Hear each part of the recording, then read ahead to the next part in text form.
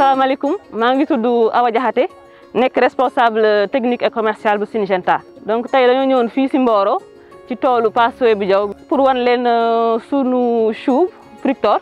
ñu gën ko xam si chou bu dëgër chou bu neex te li si am solo mooy Fructor mën na ñor nga bàyyi ko lu yàgg si tool bi te du toj. donc loolu day tax baykat bi su marché neexee mën na dagg jaay su neexul mu bàyyi ko fa ba marché neex mu jaay.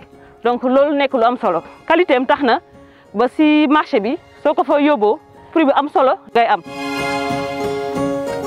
maa ngi tudd Mamadou Diop dëkk fii Mboro nekk baykat mais li may njëkk a indi ci wàllu jiwu bi rek moo di que ni jiwu bi dafa am garantie boo xam te ni boo defee sa semence di nga mën a am 95% wala 90% pépinière mu nekk loo xam te ni man lu ma apprécier la ci wàllu jiw bi. jiw bi man dama leen wax ni ku ko gis na nga ko dem jënd ndax li tax mën nga ko bayal marché bu la neex.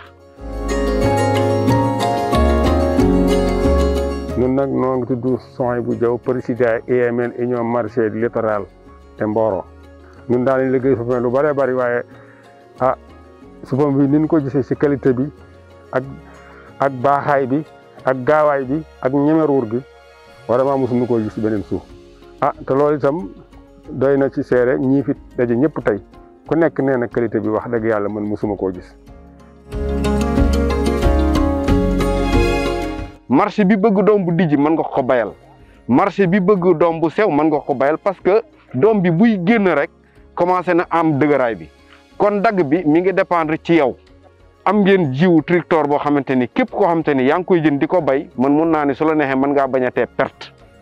parce que tey si tool bi am nañ fi ay poids moyen yu 2 kilos 500 ba 3 kilos mu nekk lu am solo. ñu ngi koy jaayee si magasin SPIA yëpp donc mun nga koo jëmbat octobre ba mars boobu période lañ koy recommander.